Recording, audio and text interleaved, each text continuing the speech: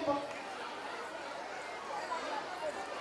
சித்திரை திங்களில் சிலை வடித்து, வைகாசி திங்களில் வைபவம் நடத்தி, ஆனி திங்களில் ஆடி பாடி, ஆடி திங்களில் பட்டம் தேடி, ஆவணி திங்களில் அறுவடை நடத்தி, புரட்டாசி திங்களில் புண்ணியம் பல தேடி, ஐப்பசி திங்களில் ஐயம் பல போக்கி, கார்த்திகை திங்களில் காலமே விளக்கேற்றி, மார்கழி திங்களில் மதிப்பல போற்றி, தை திங்களில் தலைவாசல் பொங்கலிட்டு, மாசி திங்களில் மறப்போம் மன்னிப்போம் எண்ணி, பங்குனி திங்களில் பாவம் பல போக்கி.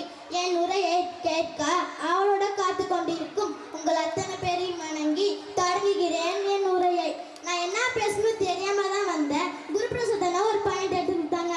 நான் தேங்க்ஸ். நான் 1000 தான் நாங்கள் கல்யாணத்தை சிம்பிளாக பண்ணாலும் பேண்டு மியூசிக்கு ட்ரம்ஸ் மியூசிக்குன்னு வச்சுருப்போம். தாலி கட்டும் போது மேலத்தாளம் தானே நடுவரவர்களை வச்சிருக்கோம். கெட்டி மேலே ஐடு சொன்னதுக்கப்புறம் தான் மாப்பிள்ளையே தாலி கட்டுறாரு. நாங்கள் எங்கே பண்பாட்டை மறந்துட நடுவரவர்களே.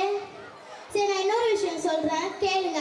நம்ம இசை புயல் ஏஆர் ரகுமான் தன் 43 வயதில் ஸ்லம்டாக் மில்லியனர் படத்திற்கு ஆஸ்கார் விருது வாங்கினார்.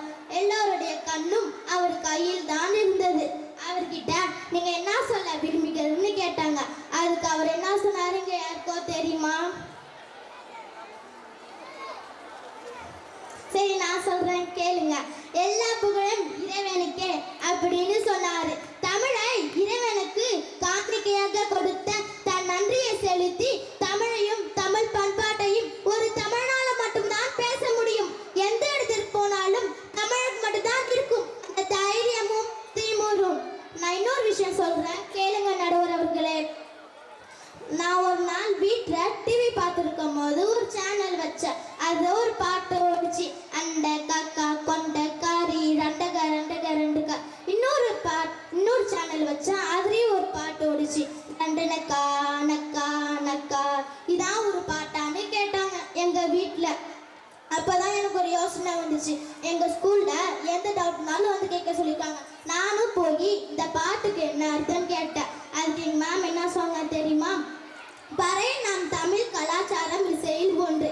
இதுக்கு காரணம் என்னன்னு போய் பார்த்தீங்கன்னா தண்டனக்காவும் ரெண்டக்காவும் பறை இசையின் சொல் அடுக்குகள் அப்படின்னு சொல்றாங்க. நம்ம தமிழர் பண்பாடு வளர்ந்ததால தான் இந்த பாட்டை கேட்டாலே நம்ம பசங்க ஆடுறாங்க நடுவர் அவர்களே. எவ்வளோதான் நம்ம ட்ரெஸ்ஸு